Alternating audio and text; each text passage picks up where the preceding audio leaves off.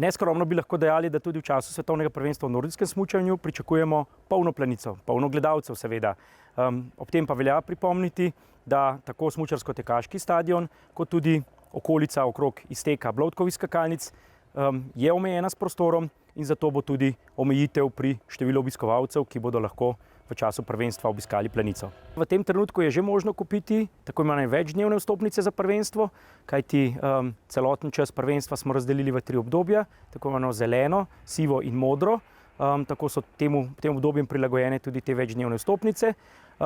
Morda ob tem velja opomniti, da najcenejša vstopnica, ki velja kar ves čas prvenstva, torej 11 dni, pa stane 490 €. V naslednji fazi, predvidoma od 1. novembra, bo možno kupiti tudi tako imenovane dnevne vstopnice.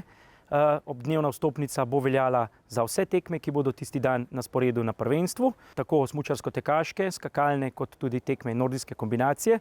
Zato so tudi cene teh vstopnic različne, seveda od pestrosti posameznega dnevnega programa, varirajo pa med 15 in 64 € za tisto najcenejšo kategorijo stojišč. Glede na prodajne številke in predvsem zanimanje tujih gostov lahko ocenimo, da je interes za ta dogodek nadpovprečno velik.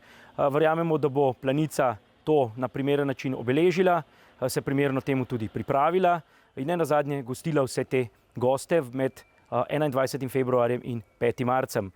Seveda vmes bodo le 3 tedni, ko bo planica ponovno prizorišče velikega dogajanja, torej klasičnega finala v svetovnem pokalu v smučarskih skokih.